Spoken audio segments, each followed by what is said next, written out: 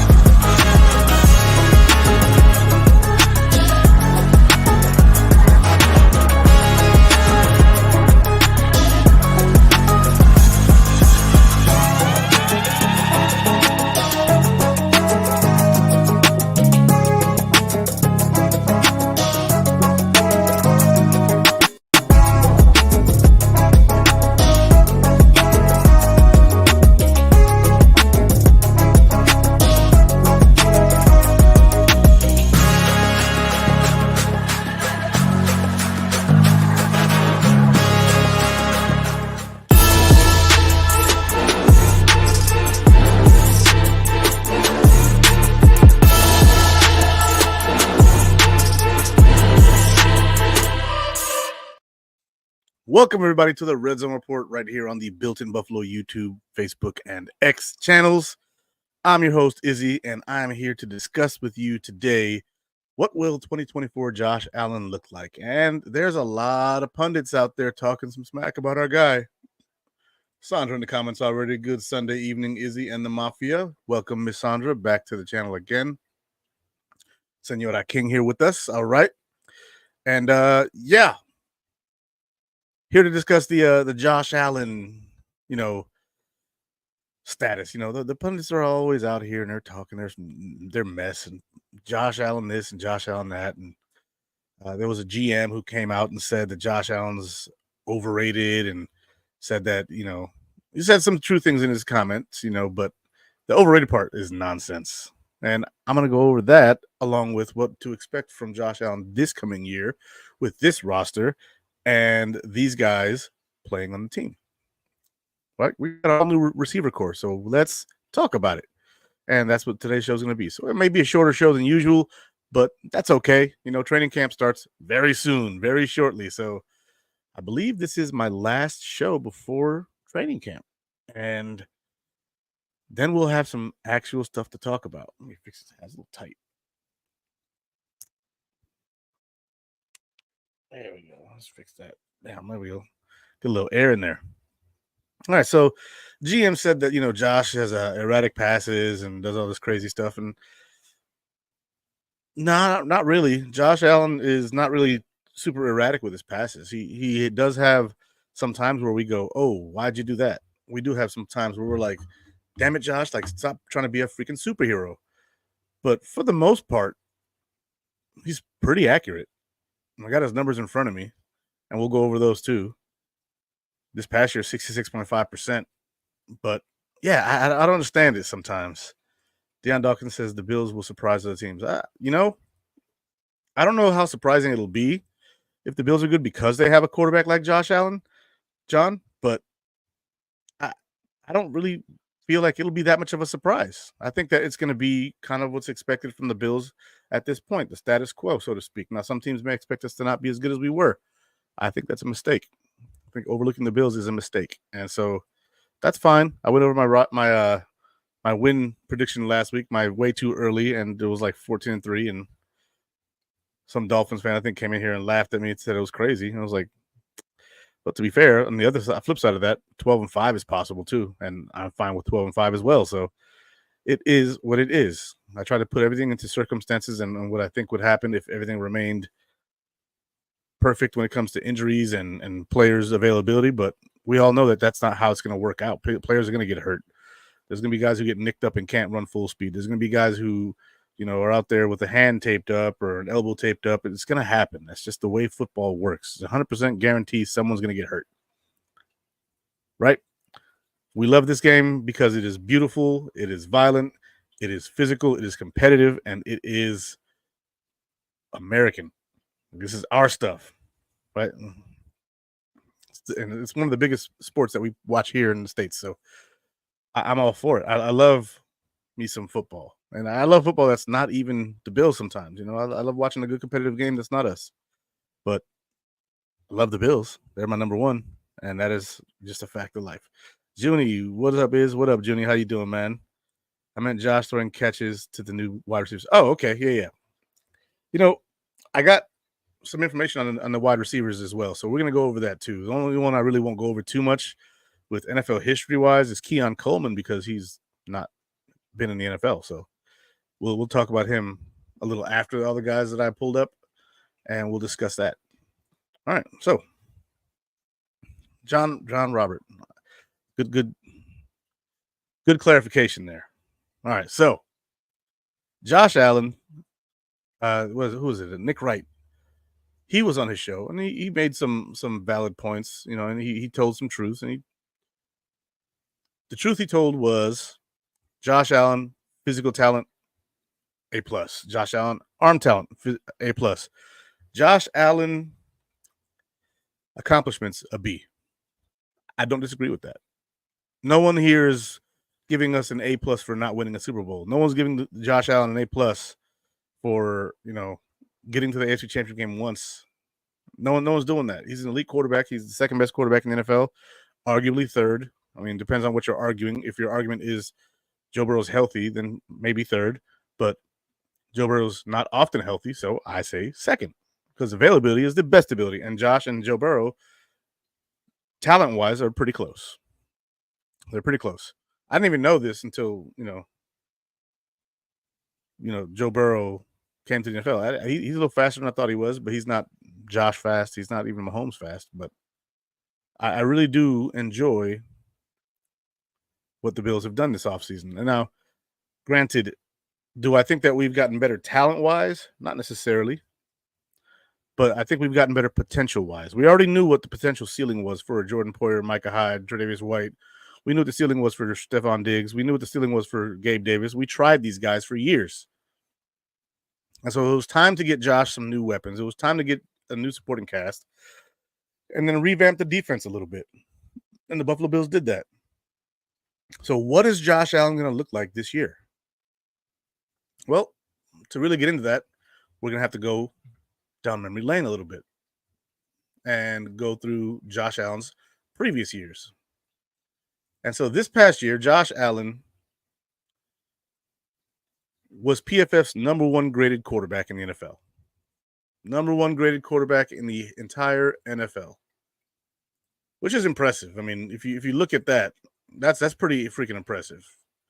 He was a overall rating of 92.1, passing was 88.2, running was 91.6. He did it all.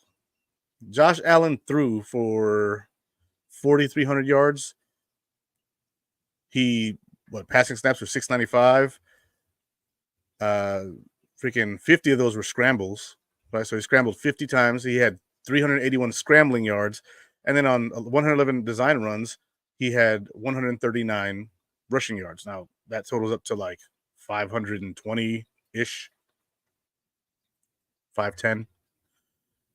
Josh Allen went out there and did what he needed to do on the ground, right? Most of those design runs were, 1 or 2 yard rushes that we needed to get the first down, or we were on the goal line getting him a touchdown, but very few of his rushing touchdowns were at the one. Very few of them. 3, maybe 4. He had 11 other rushing touchdowns that weren't from the one. Some of them may have been in the red zone, but he broke off some big runs for touchdowns. Some good, 10, 15, 20 yarders. And in that Pittsburgh game, that was a pretty long one. He had 29 touchdowns. He had 18 interceptions. That's the stain right there. The 18 interceptions is the stain. However, when you look at turnover-worthy plays, this is where I doubt when they say he's erratic and he throws balls that you're like, all the time. No, that's not true. Turnover-worthy plays. Josh Allen had 2.4% of his plays as turnover-worthy. 2.4%. The only one with a lower rating than that was Joe Burrow, and he didn't play the whole season. He only played half the season. So to say that out of all the quarterbacks that played the entire season, Josh Allen had the fewest turnover-worthy plays is insane. It's insane. It's an insane statistic, but, you have tip drills that go off someone's hands and they get in the air. Somebody goes out and grabs it underneath. You deal with those things, right? Especially when you have a quarterback who throws as hard as Josh. But if they hit somebody in the hands and they don't catch it, and it goes through their hands, or if it bounces off their hands, or whatever the circumstance is, and the defender catches it, there's nothing Josh can do about that. Nothing he can do about it. My man Chris comes in. He says, "What's good, Izzy? Go Bills. I ran into Keon Coleman at the Galleria Mall this afternoon. Cool, man. Hope you got a picture, man. That'd be awesome. That'd be awesome if you got a picture." But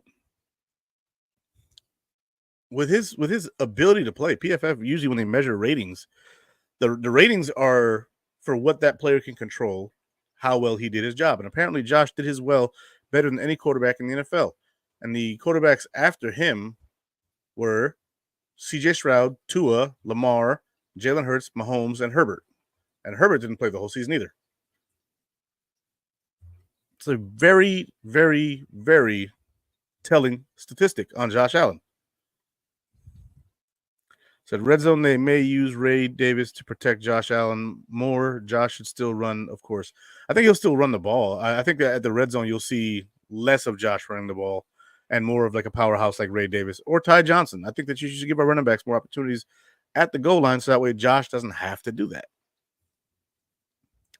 Now, this year, Josh Allen only has one wide receiver coming back, right? There's only one guy at wide receiver who's caught a pass from Josh Allen on the roster, and that's Khalil Shakir.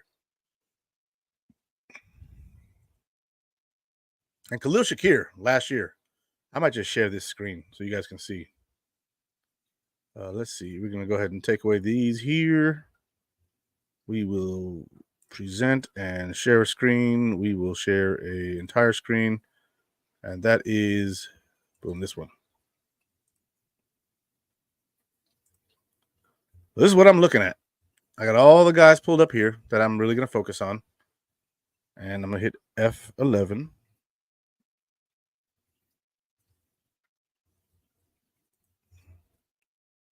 F11.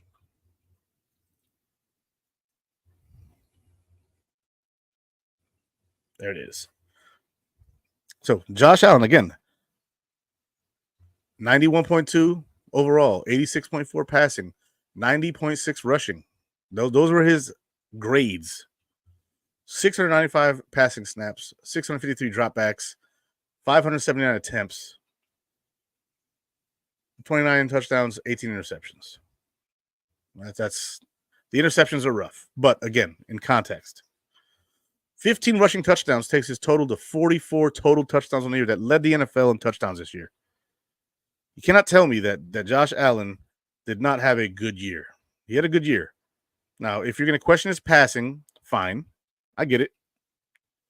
But at the same time, you don't measure a quarterback just on his passing.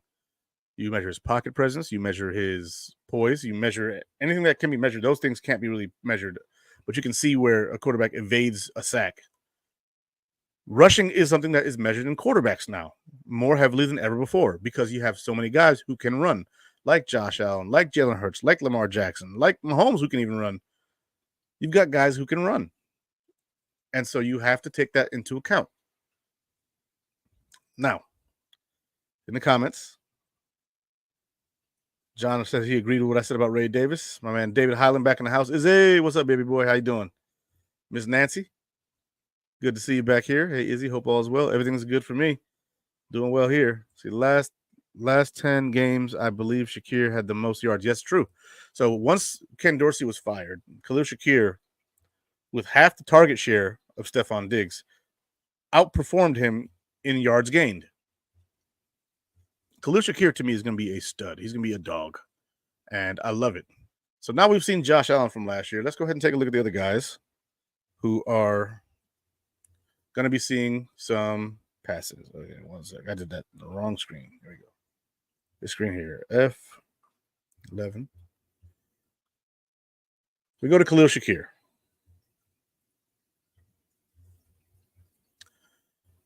Khalil Shakir, number 10 for the Buffalo Bills, 6'1", 190, Boise State, 5th round pick.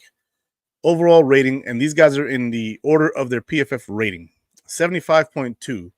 Receiving, 75.7. Rushing, 63.1. I don't know why that's a big thing for receivers. We don't do a ton of end arounds, but it's fine. He only had one carry. and I guess that influenced his overall grade that much. But targets, 45 total targets, 39 receptions for like 87.5% target completion. He had 611 receiving yards, 2 touchdowns. He had 1 drop on the whole season, just 1 drop. He had 15.7 yards per reception. That's basically a Gabe Davis number. And yards after the catch per reception, 7.3. His passer rating when targeted was 133.6. 133.6.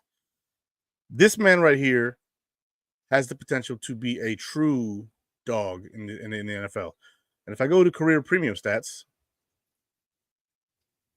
if you look at the season, his grades aren't great after, Dorsey. His grades aren't that great.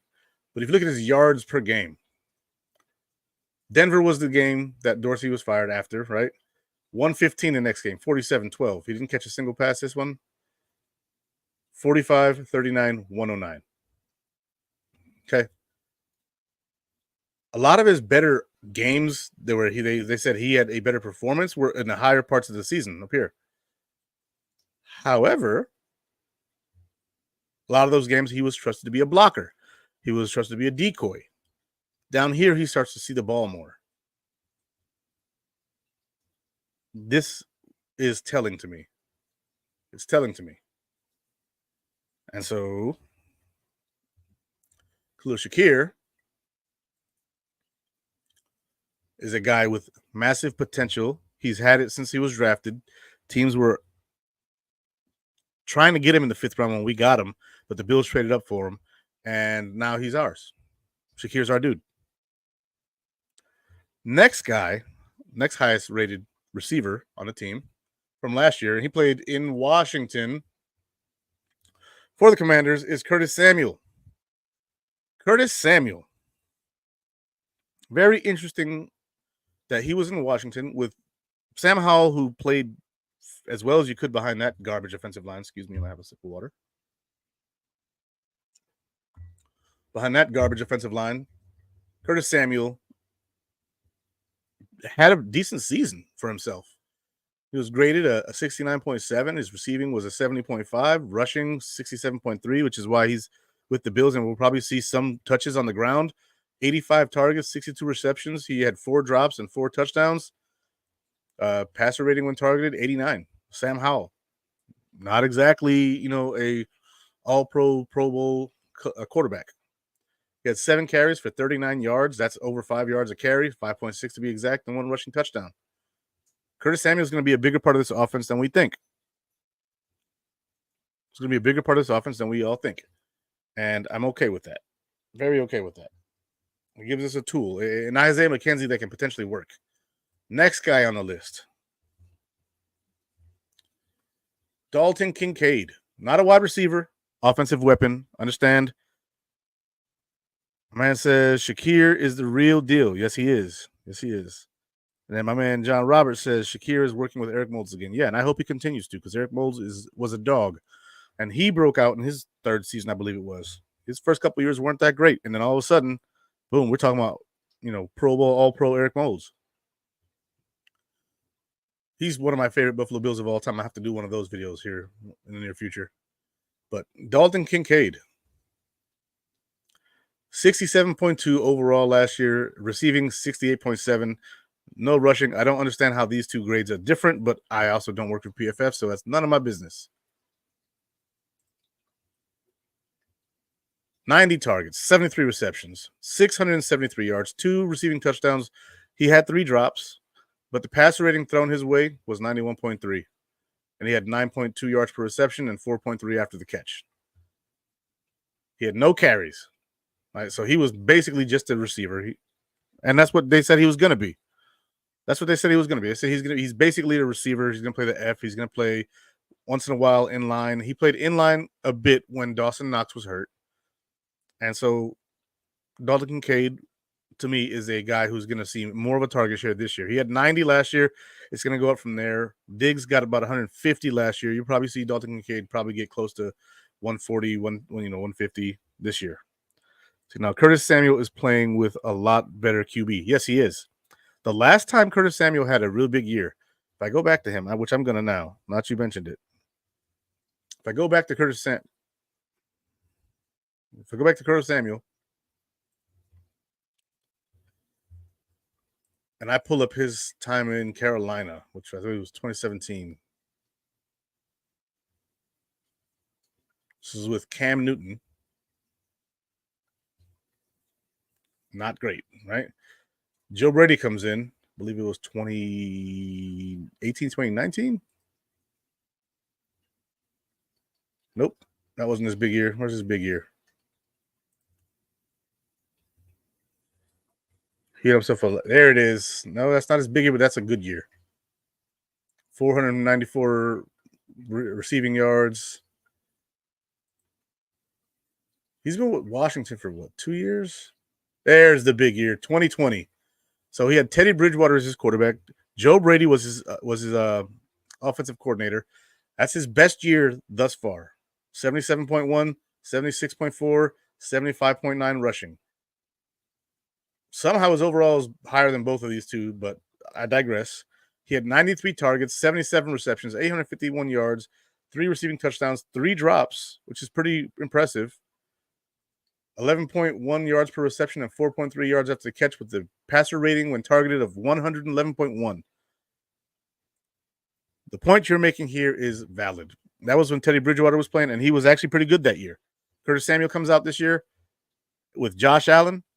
The potential is there for him to have an explosive year, especially with the offensive coordinator that best used him and a quarterback that can target him well. Plus, you'll see him on the backfield every now and then as well.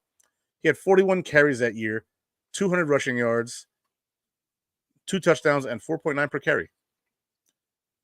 He also had 12 missed tackles.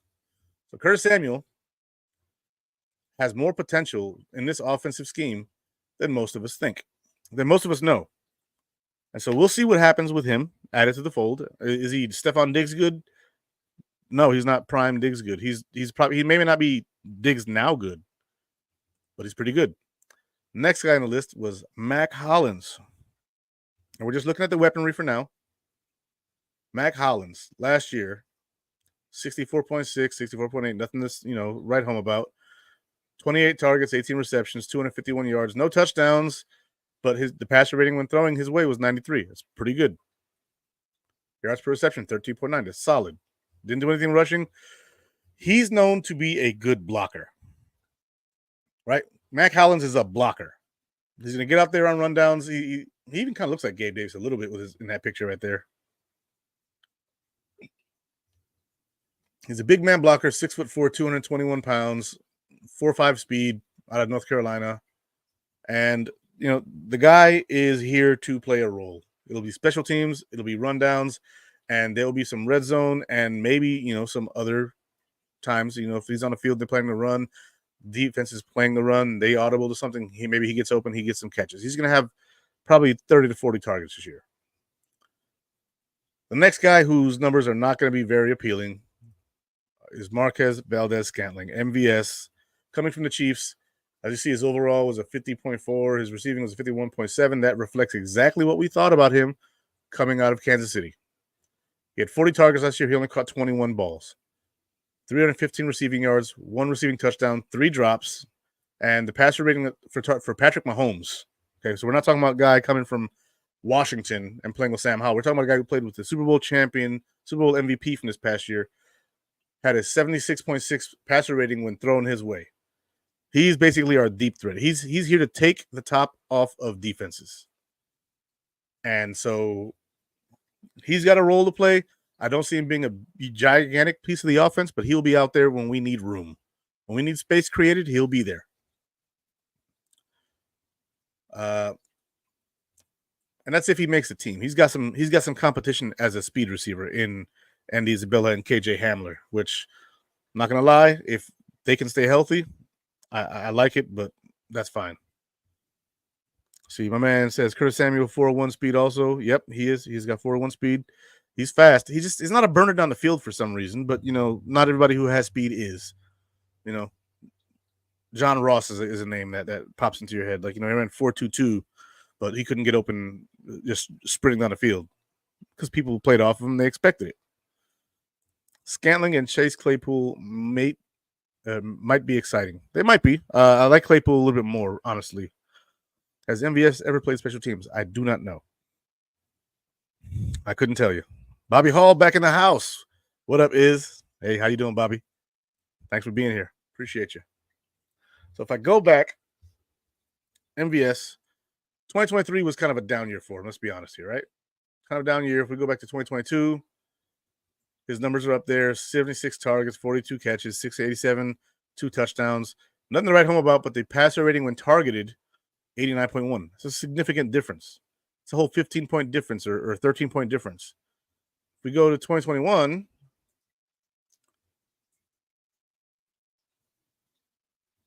$49 targets, 430, 3 touchdowns, right? So he's never been that big guy.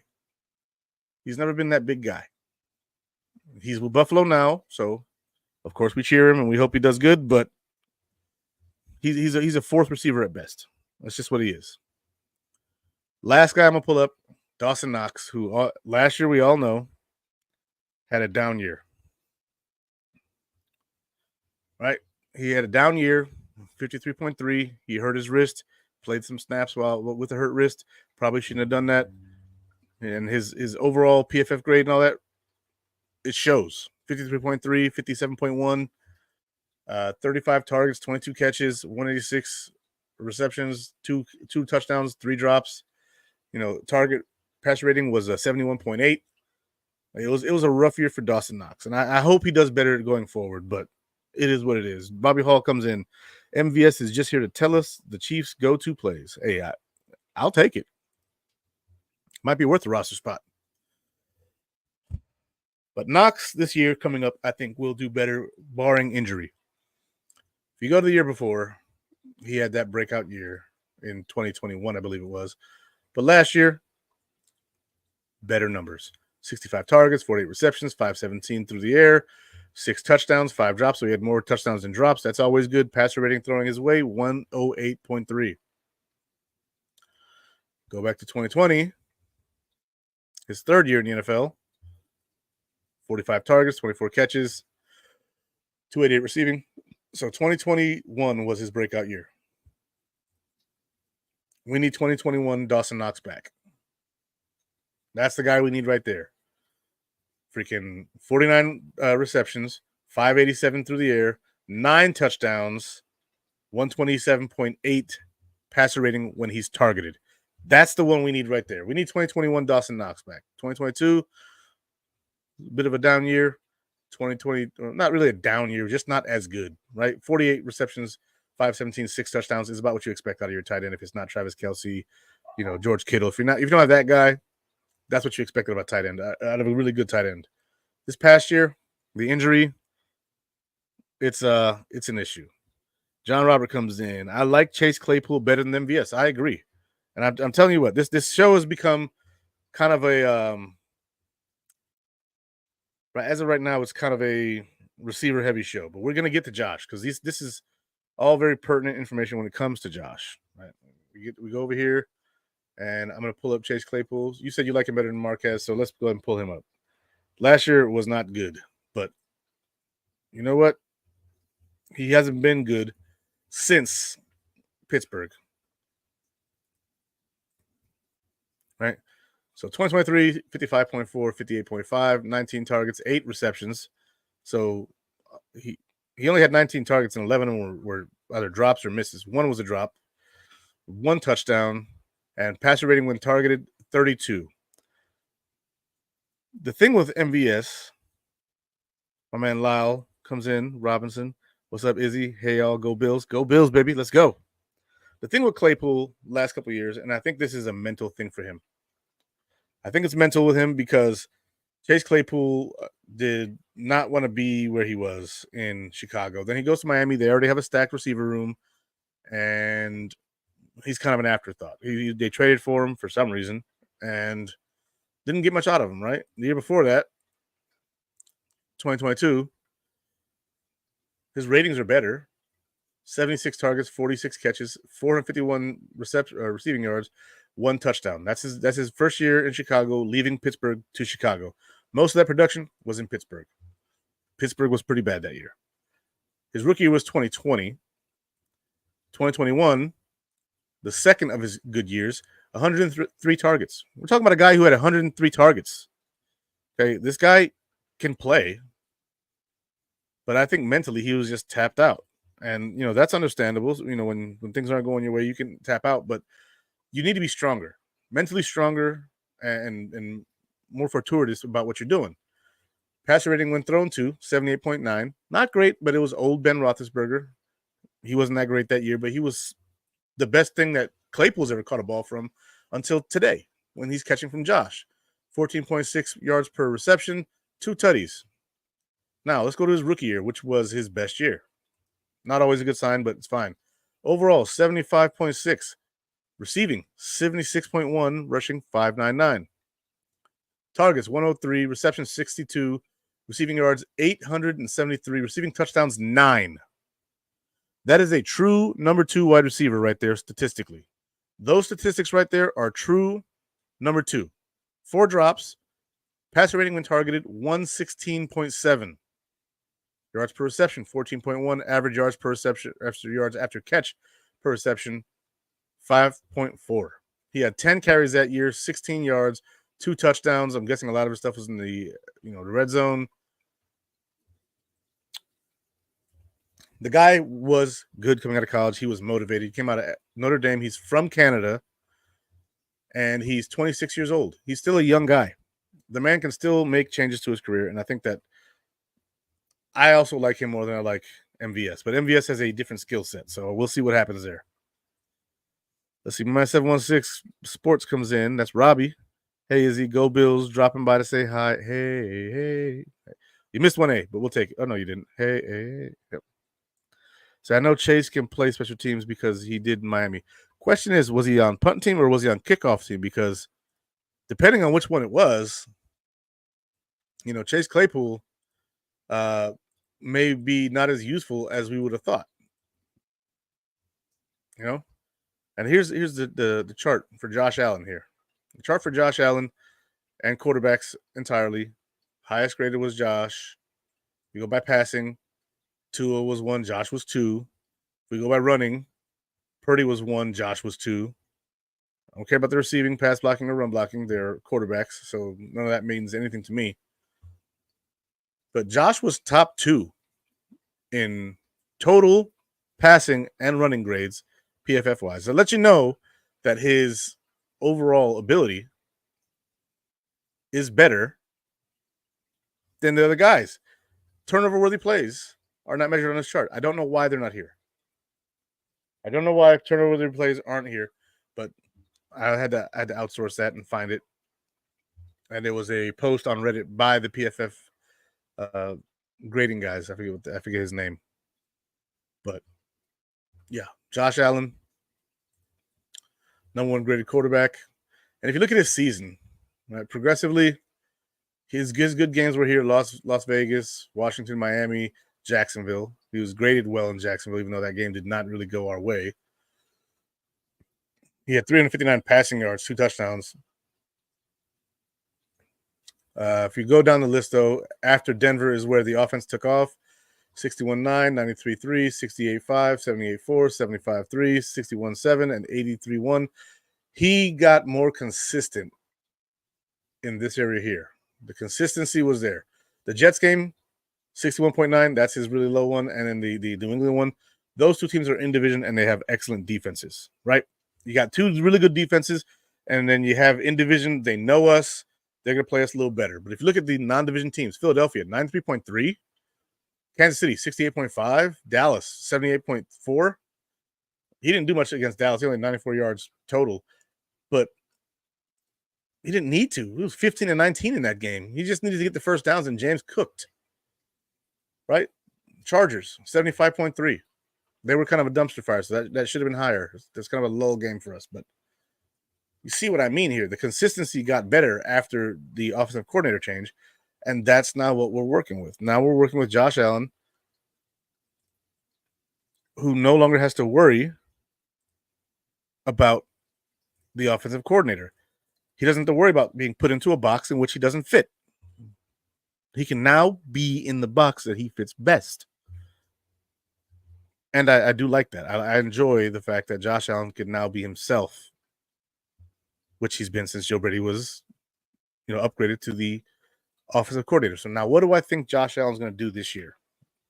This is where it gets tricky, right? He's got a bunch of guys he's never thrown to, but Joe Brady has coached some of these guys. Well, he's coached Josh, he's coached Khalil, he's coached Dalton, he's coached Dawson, he's coached Curtis Samuel, he's coached some of these guys, but he's got some new guys he hasn't coached yet. Right, but luckily he's got some other coaches on the offensive staff who've been OCs. They can help work through this, especially with an Aaron Cromer taking care of that line. Right, we lost Mitch Morse. You bring in Cedric Van Pran Granger, and you bring back David Edwards. They're going to compete for spots on the offensive line. It looks like Connor McGovern is definitely moving back to center, so those two will compete probably at guard. We'll see what happens there, but I think that David Edwards will probably be the guy who wins that job, and then Cedric Van Pran will train under him, or he'll be the backup center / guard. All right, so if something happens to McGovern, you have Cedric Van Pran. And if something happens to David Edwards or Cyrus Torrance, God forbid, you have Cedric Van Pran. You also have Alec Anderson. So we have some guys in here who can replenish that offensive line. And again, you have an offensive coordinator, a former offensive coordinator in Aaron Cromer to help the Buffalo Bills game plan. So he's going to be a big part of Joe Brady's planning, right? The Bills' offense last year became far more balanced. After Joe Brady took over, right? So the ball was run quite a bit more, especially by James Cook. Latavius Murray kind of fell off the map later in the season. His the wheels fell off a little bit there. He got tired, and you can tell. Ty Johnson then looked like he started to take over and emerge as the number 2 back. We then draft Ray Davis this offseason. We bring back Ty Johnson. They're going to compete for that number 2 wide running back spot. The running game is really going to help and dictate Josh Allen. The running game is going to be a big balancing effort with Josh Allen. If you have a running game that's effective, it makes the passing game so much better, especially with play action, which Josh Allen excels at, right? Josh Allen excelling under play action is like me telling you water's wet, like snowstorms, are cold. Like you're going to have to shovel after this, telling you that Josh Allen is better under play action, or sometimes even just better under center as a whole, is not news to any Bills fan. But you're going to see more of it this year. We've been calling for more Josh Allen play action since Brian Dable was our offensive coordinator, and people were calling for his head when he was the OC.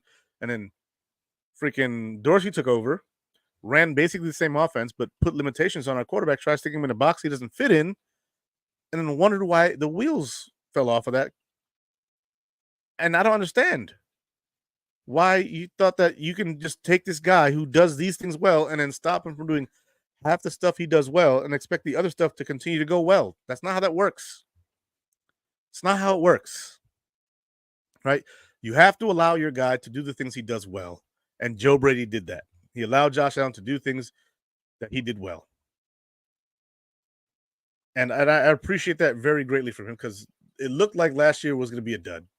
It looked like last year was going to be just crap. And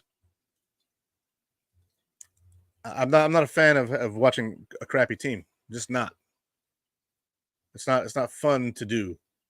So if I look at the 2023 Bills and their schedule here, if I look up offenses, if you look at our first part of the year, our games 2, 3, and 4 were really good rushing games, right? After Denver, though, after the Broncos game, 130 yards rushing, 173, 118, 266, 105, 127, 128, 179, and 182. We didn't have a game under 100 rushing yards after the Broncos game. Before that, they were all scattershot. It was like every other game, 68 yards, 81, 29, 97. Like the offense became more run-centric. Now, does that mean that we abandoned the pass? No, Josh became a more effective passer after that. He became a more effective passer, and he had weight lifted off of his shoulders. Sandra L. King said, Brady said everybody eats and it showed. Can't wait to see what he has for the season. You said that, and I was like, hang on. Running game can take pressure off Josh Allen for sure. And it did. Even Nick Wright predicted the Bills to win the AFC East. He did. He did. He also said the AFC East is trash, but his Chiefs lost to the Bills, but beat everybody else in the division. So who am I telling him he's wrong? And even still, they did beat us in the playoffs. So they did beat every team in the AFC East last year. So, nice for him. Always have known balance is key. Balance is usually the best way to do things, right? If the team knows that you're pass centric, they're just going to cover the pass. But now that you have a guy like James Cook and Ray Davis and Ty Johnson and an offensive coordinator who knows how to use them, and then you bring in Curtis Samuel, who's going to see some end arounds and some time out the backfield. You're going to see him out the backfield. When he was with Joe Brady in Carolina, he saw like 40 carries. He had 200 yards that one season with 2 rushing touchdowns. You add that to his 850 receiving yards that year, he had over 1,000 yards from scrimmage under Joe Brady with Teddy Bridgewater at quarterback. You give me Teddy Bridgewater or Josh Allen as my choices, I'm taking Josh Allen 10 out of 10 times. He could have bruised ribs or a sore shoulder. I'm still taking Josh every time. It's not close. It's not close at all. But I'm telling you, Curtis Samuel is going to be an integral part of this offense. I did not know how to think that through before. I did not know what I was going to really see before. Going back and watching some of that Carolina tape where they had DJ Moore, right? They had Curtis Samuel. They had another really good receiver there. Damn it. I got to look at the freaking Panthers. I'm terrible with names. I really am.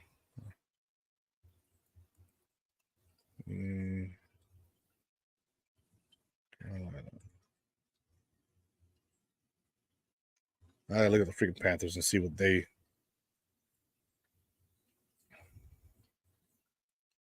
2020 under Matt Rule. Let's see. Receiving.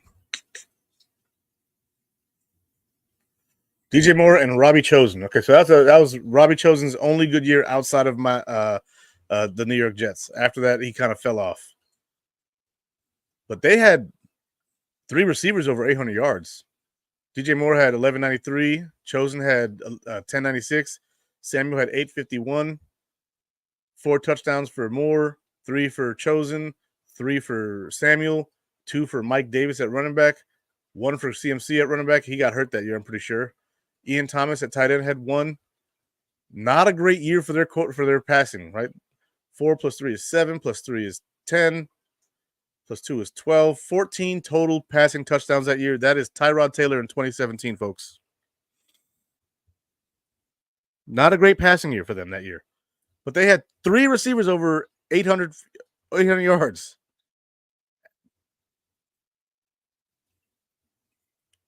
That's all I'm saying. That's all I'm saying. Don't take this too serious. But now you have this guy on a team that has a really good tight end. He's on a team with a young receiver who's looking to break out.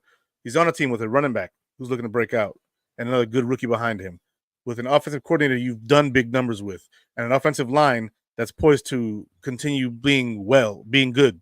Right? Last year, our offensive line was excellent. It was probably a top 5 unit. This year, may not be a top 5. I think it'll still be a top 10 unit.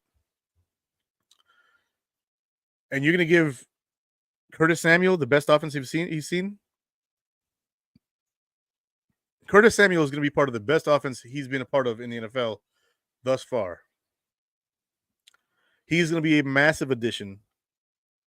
He's not going to be like Diggs, right? But we don't need Diggs because Diggs in this offensive scheme didn't do well. You bring in a guy like Curtis Samuel who fits this scheme well. Curtis Samuel, he's a bigger addition than most Bills fans think. Again, I did not think this before. I was not this hyped about him before.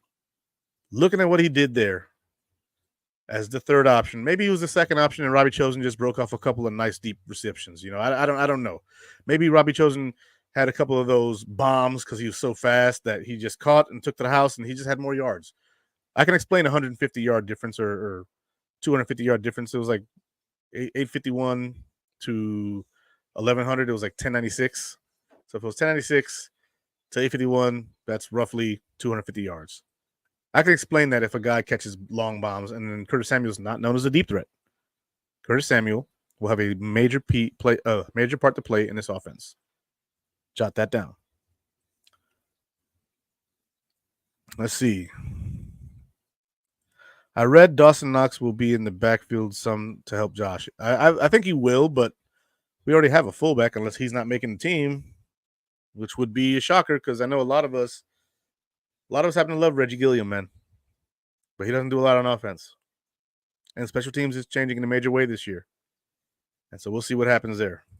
Now, on to the man of the hour, Josh Allen, the general, JA-17, the Winter Soldier. Those are all names that Pro Football References has for him. I don't know. I'm just going by what I see.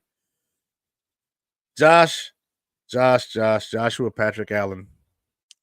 I see him having a much more efficient year. I see Josh Allen having one of those years where people are surprised at his numbers. He's gone back to the drawing board when it comes to his mechanics. He hurt himself last year. I think it was his shoulder or his elbow. And so his mechanics were off. And then he hasn't done that in a few years now. And so he's afraid that he may have reverted back to some of his older throwing motion. So now he's going back to revise that again and try and, get his mechanics straight. And that could be a scary Josh Allen. Josh Allen this year, I believe, will be much more efficient. I think he'll have a higher passer rating. I think he'll have a higher completion percentage. And I think that he will end up in the MVP race again. And even though the number of rushing plays has gone up this year, I believe the number of passing plays will go up as well, just like they did last year with Josh. His passing numbers went up in total pass plays, but the number of rushing plays went up as well. And why is that? Because with rushing plays and rushing success, you get more first downs, which means you have more opportunities to pass the ball. This is another reason why balance is good. You slow down the offense, and then you have more opportunities through the air. You can go ahead and make it so that way Josh Allen is efficient, effective, and able to process the field better by making defenses honest. Right? And when they're honest, they basically show you what they're doing before the play starts. So Josh Allen, I know somebody got on me about his efficiency before, but this might be a bot here. I know somebody got on me before about, well, we tried to make Josh Allen efficient last year. It didn't work out. And I don't think that, that's the way that we should go or the course we should take. And I would push back on that because the efficiency that we were looking for was in putting him into a box that he didn't fit. Now what we're doing is we're putting him into a box that he does fit. And if we put him into a box that he does fit and try and make it more efficient and give him easier reads, give him better, play structure, give him better layers to routes, give him better guys who can actually make the catch. We brought Deontay Hardy last year. Dude couldn't catch a cold. We brought in Trent Sherfield last year. He made some nice catches from time to time, but it is what it is. Like he dropped crucial passes, especially in the playoffs.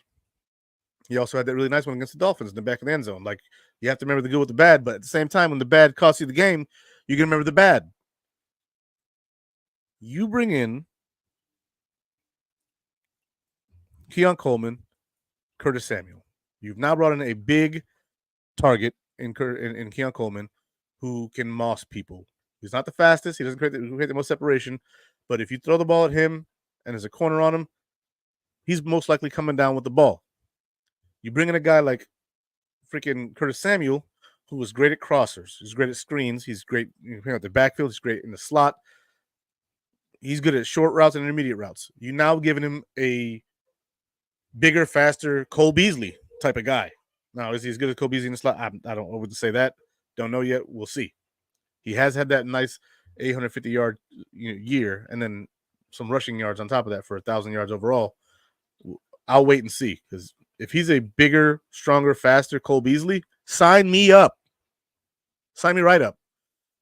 You have returning a guy who showed massive potential in his second year. His first year was 10 receptions. Talking about Khalil Shakir. Second year, that jump is massive. They say sophomore slump. He's like, no, sophomore jump. That's what Khalil Shakir did last year. Then you bring in other guys to round out the core. Chase Claypool. You bring in KJ Hamler. You bring in MVS. You bring in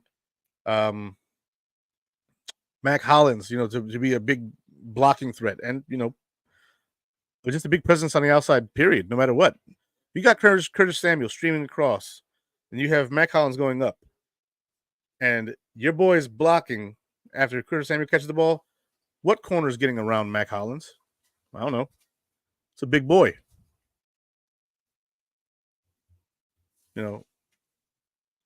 Josh Allen is going to have so much more opportunity this year because of the players they put in and the style of play that they are to really make a difference on offense.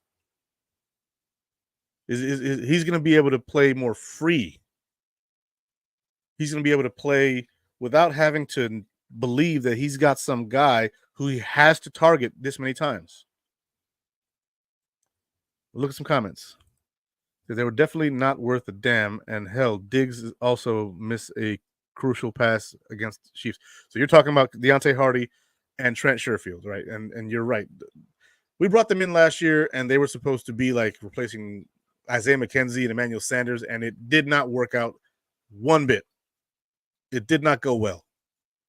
We brought in those guys to replace Emmanuel Sanders, arguably Cole Beasley, and it just didn't work out. And the scheming around it by Ken Dorsey was horrible. It was like the manifestation of disgusting. It was hard to watch at times. And so now they're gone. Khalil Shakir, it's your time to shine. Let's go. So least amount of sacks on Josh Allen last season also. Yeah, that's what I'm saying. The offensive line was excellent last year. And so we bring back 4 of those same guys returning, one of them switching positions, and then you bring in, or bring back the guy who was our 6th offensive lineman from last year, and then you draft another interior offensive lineman from Georgia, who I was surprised was there in the 5th round, and Cedric Van Prank Granger. This offensive line could be a little worse than last year, could be a little better, could remain the same. I'm not sure, but I'm excited to find out. But I think that Josh Allen being able to make his decisions on the fly without having to pander to somebody or having to make sure that one guy gets his target share is going to be very beneficial to this team. He's going to be the actual true leader instead of competing against Diggs for leader of the team. Exactly. Because there were times where Diggs did do that. He definitely did try and take over as the leader. He was a team captain, so that's understandable, but you don't undercut your quarterback. Period. See, we totally upgraded on offense. Bigger wide receiver opens up run and play action. Agreed. I do agree with that. I think that the style of receiver that we have now is going to allow us more running lanes. And when you start breaking off bigger runs, they're going to pack the box. And then Josh Allen's going to do what? He's going to lob bombs over the top. And, he's going to take advantage of the cover 0 blitzes or the pack boxes that you're doing. You're bringing in 8 in the box, and all of a sudden you've got Khalil Shakir, Dalton Kincaid, Curtis Samuel, and Keon Coleman out there. It's going to be a lot different. And then Josh is going to be allowed to read the field instead of being like, oh, well, Diggs is my first read every freaking play. No more of that. On this play, Dalton's your number 1 read. On this play, Khalil's your number 1 read. On this play, Keon Coleman. And you can determine that before the play, and then from there, you make your reads. Instead of, well, Diggs is always your number 1 read, so people are going to double him, and now you have to take extra time to get through the entire field of players that are there for you. I don't think that's going to be the case this year. Joe Brady is going to make this offense so much more simple and so much more streamlined and so much more balanced. And they went and they got the personnel to be able to do that, including 4 big ass wide receivers to help Josh Allen. Keon Coleman, Marquez Valdez-Scantling, Chase Claypool, and Mac Hollins, all big boys who can block. Well, MVS can't block. He's only 205 pounds, but the other 3 can block. MVS is just a speedster.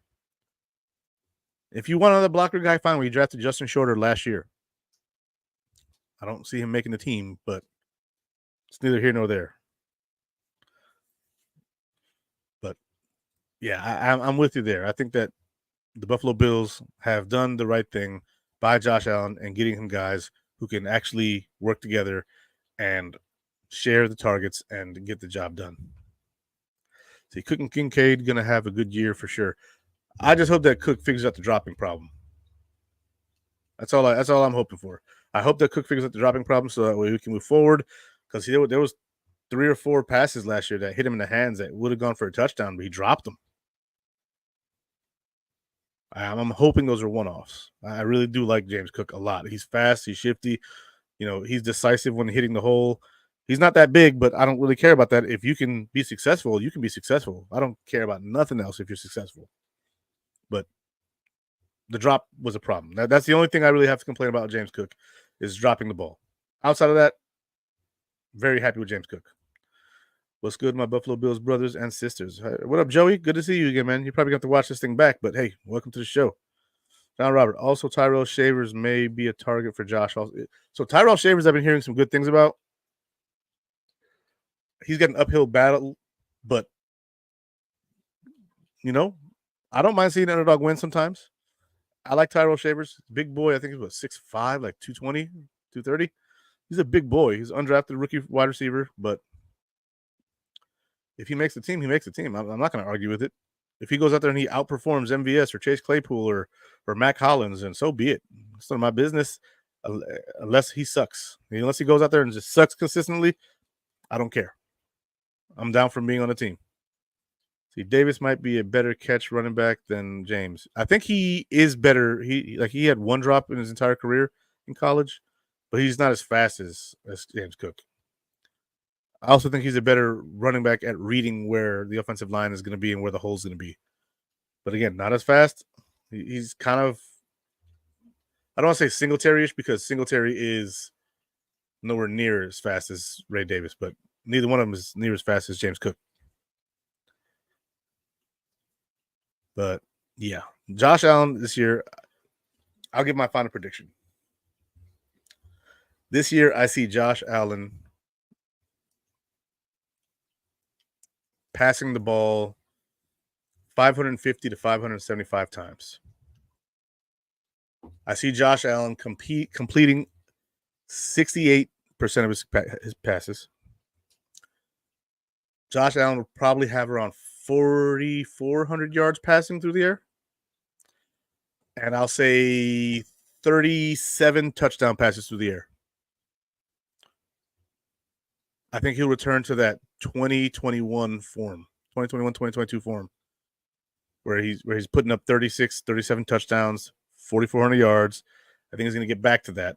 But it'll be a lot more yards after the catch this year. With the guys that we brought in, you got big guys who can steamroll small corners and safeties.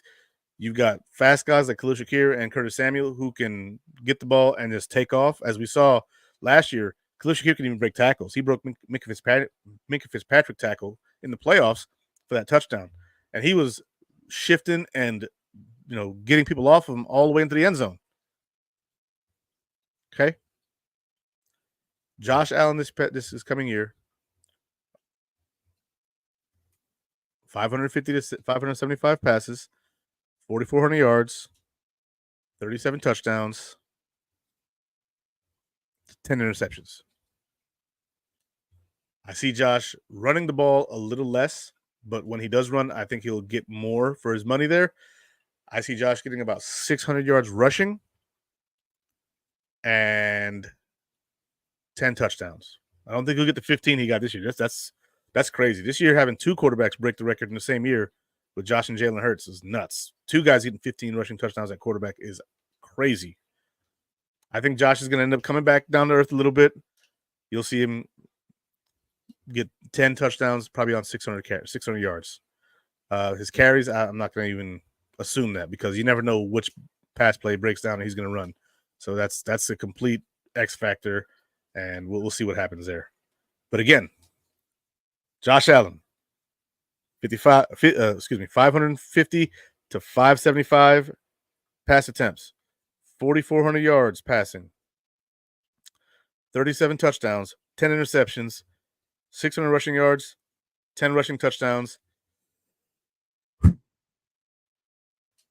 Dalton Kincaid will get the lion's share of the receptions. Khalil Shakir will be close second. Samuel, after that, I don't care. I don't care. I want the guys that we paid and the guys that we drafted to eat. They're the number one guys. The number one guys. I also see James Cook getting, like 50 receptions this year, probably 250 yards, 4 touchdowns. So it'll be split up the rest of them after Khalil Shakir and Dalton Kincaid. And I don't even know if Dalton Kincaid is going to get, or not Dalton Kincaid, if Shakir's going to get that many touchdowns. I see him really eating on the yard side. But once you get to the goal line, it's going to be Dawson Knox, Khalil Shakir, Dalton Kincaid, Dawson Knox, Keon Coleman, and whatever other big receiver we decide to keep. That's gonna be the Bills this season. That's gonna be Josh Allen. He's gonna have a bounce back year in efficiency, and that's how I see it. Guys, this has been my show. You guys have a wonderful day. I hope to see you guys next weekend. Please come back and tune in. Check out Built in Buffalo throughout the entire week. I post them all on my social media on Facebook. So, guys, you guys have a wonderful rest of your day. Go Bills. And we're out of here, man. God bless.